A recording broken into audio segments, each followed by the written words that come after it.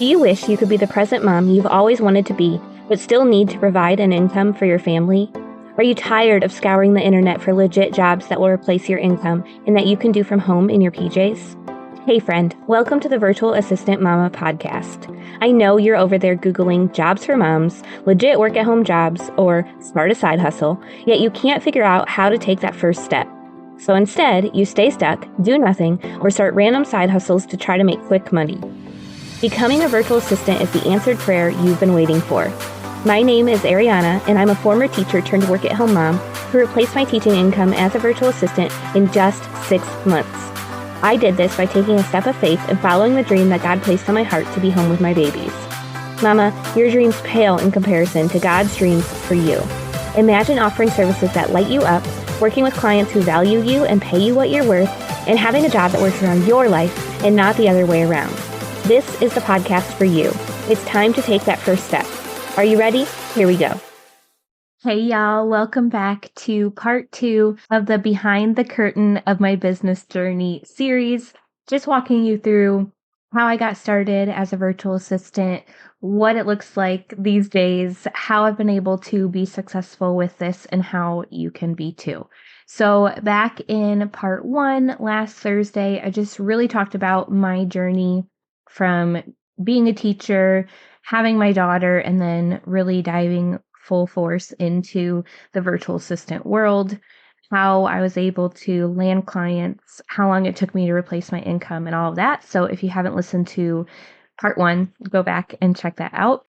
In this episode, part 2, I really want to walk you through how I've been able to show up consistently and grow my business in the 4 years that I've been in this virtual assistant world. So I'm going to be sharing the 3 things that I did to build my business without sacrificing time with my family. Because like I said, when I started this, I had a newborn daughter by my side.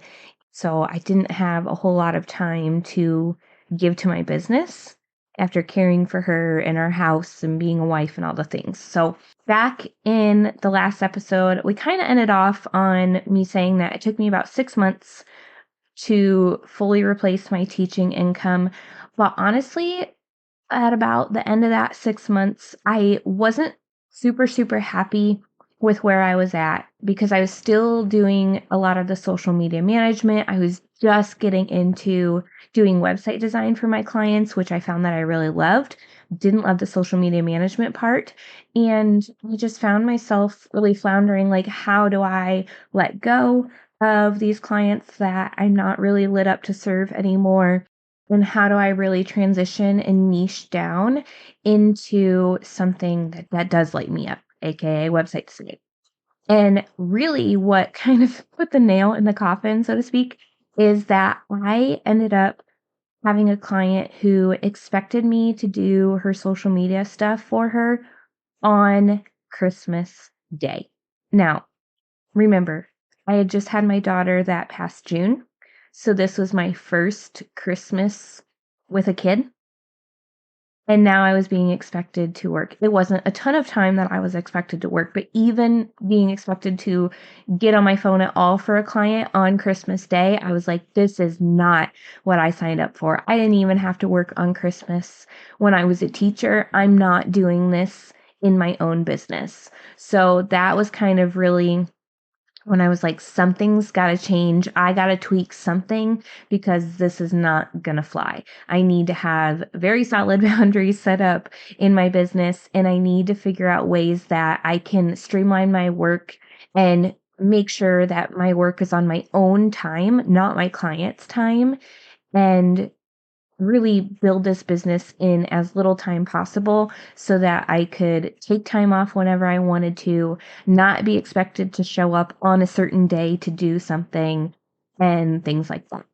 So really, there are 3 things that I did in order to pivot and start to build my business in the way that I wanted it to look. So this was at the same time as I was pivoting into website design and letting go of my social media clients, I was starting to implement these 3 things we're going to go into now. So the first thing I really started doing when I was shifting my business was I started time blocking. I got really consistent with using my paper planner. I have mentioned this on the podcast before. I use and love the Horacio, Horacio planner. It's called their Dream Planner, and it's Christian based. I love that there's a ton of blank space in there, so you can really make it exactly what you need for your life. And I also love that it has like your whole week laid out in like 2 pages, so you can see it all at once. So when I would sit down to do my planner every week, I would kind of block out, okay, what hours do I know that I'm going to be able to work? Like when my daughter's napping, for example, I knew I'd have a good, like, solid 2, maybe 3 hours in the middle of the day to work on my business. I knew I could do a power hour in the morning a couple days a week before she woke up. I knew that I had that one evening a week that I mentioned in the last episode where my husband was in charge of my daughter all evening. So I was able to get like a good solid 5 to 6 hours of work there. And then just, that nap time and all of that. So I would look at my planner and map out exactly when I was going to be able to work so I could just see at a glance and know, okay, this is when I'm going to be able to shift into that work mode. Because before I was just kind of, floundering around, not knowing when I was supposed to work. Like I knew I could work during my daughter's nap and like I'd maybe have this time and maybe have that time, but it wasn't something I could visually see. So I always felt stressed of like, okay, when am I going to be able to work next? So actually seeing it all laid out and seeing where white space was going to be in my day, where I knew I wasn't going to have to work, where I knew I could just focus on my daughter and hanging out with my husband, that helped me so much to just take the stress out of my mind of like, oh my gosh, I have all this stuff to get done. When am I going to get it done? Okay. So this is something I've talked about a lot on the podcast. It seems like an extra step to get a planner and write things in, but one, it's very calming to just sit and like hand write something. And it doesn't have to be perfect. I think a lot of people see a planner kind of like they do a budget that, like, oh, when I write this down, I have to stick to this, or my whole week is just like out of sorts. And that's not what I see it as. I see a planner and a budget as something that sets guidelines for you, but that can be adjusted based on what you actually need. So, yeah, I had a newborn. I didn't always, follow my planner to a T because I had her changing up plans on me. But it just gave me that peace of mind to know, like, okay, if I need to shift something, where could I shift it to if something kind of goes awry? So that was really helpful. First off, doing that time blocking in my planner. And then when I actually sat down to work, I needed to know exactly what I was going to be working on. I needed to have a game plan instead of just sitting down to work and being like, what am I supposed to work on today? And not really focusing on the tasks that were actually going to make me money. So what I did is I ended up setting up a weekly workflow. When you have a business, there are tasks in your business that you do kind of on repeat a lot of times. So there's some tasks that you're only going to do once and then you're never going to do it again. There's some tasks that you're going to do once a month. There's some tasks you're going to do once a week. And then there's some tasks you're going to do in your business daily. And so I wanted to map out those tasks that are recurring, whether it's daily, weekly, monthly, yearly. I wanted that mapped out so I wasn't trying to, again, keep it all in my brain and then it ends up getting lost because hashtag mom brain. Okay. So I set up a weekly workflow and I did this using a program called Trello, Trello.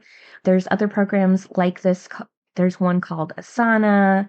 MeisterTask is another one. They're all great. They all are pretty much the same, just have a little bit different, like the way that they're laid out. But for me, Trello was the one I went with because it just was the easiest to learn in the beginning. And so I just laid out Monday, Tuesday, Wednesday, Thursday, Friday, what tasks I had for those days.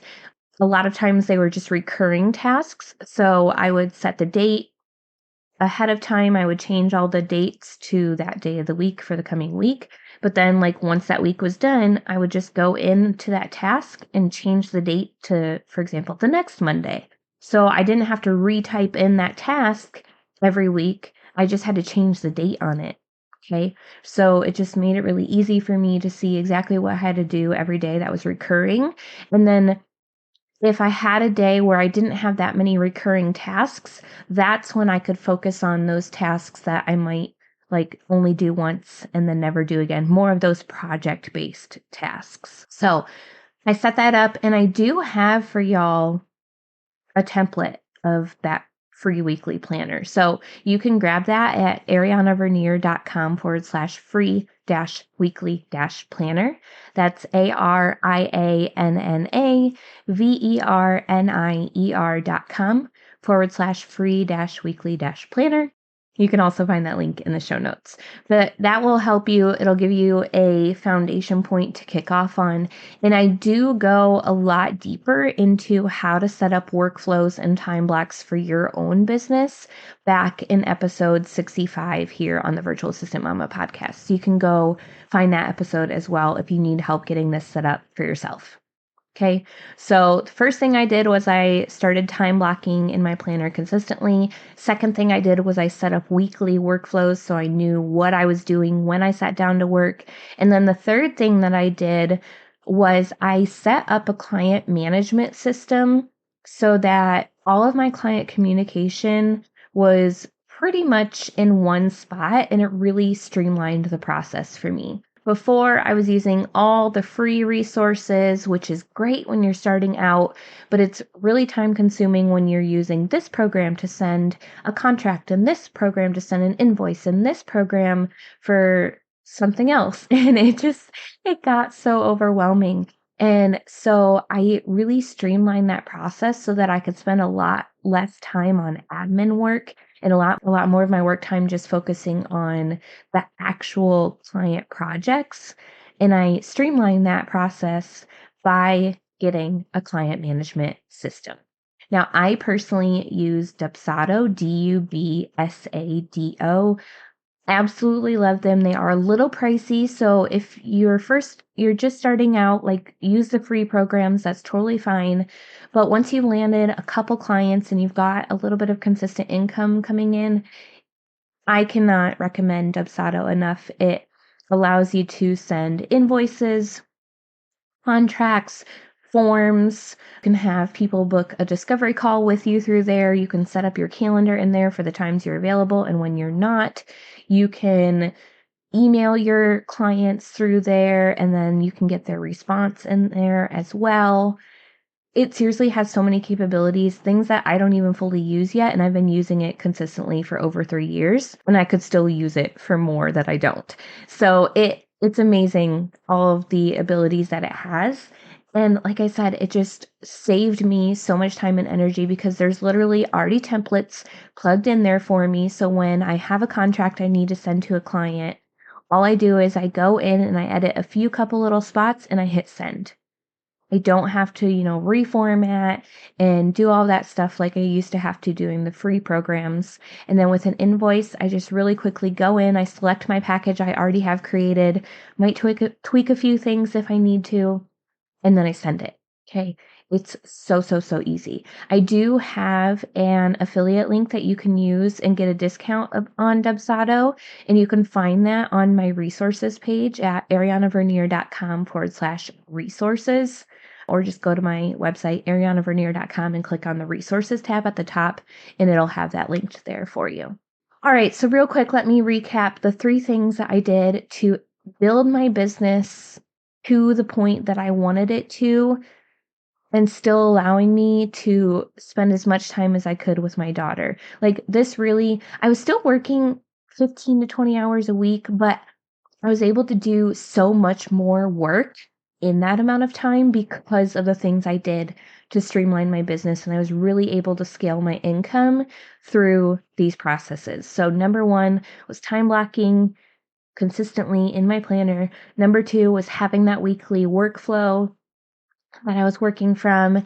And then number 3 was having that client management system. Okay, so I hope this episode was helpful for y'all. Make sure you tune back in for part 3, where I'll be sharing the exact strategies that I used to grow my virtual assistant business, to consistently land new clients, and all the things. So I can't wait to see you guys back here on Thursday for part 3, and I hope you have a great rest of your week. Thanks so much for hanging out with me today. I would love to bless you with a free gift as a thank you. All you have to do is leave a review of the show on Apple Podcasts, take a screenshot, and send it to podcast@virtualassistantmama.com. I'll send you a code so you can snag my virtual assistant toolkit for free. And don't forget to come hang out with us in our free community, facebook.com/groups/virtual assistant mama. I'm so honored to support you in your journey to becoming a virtual assistant.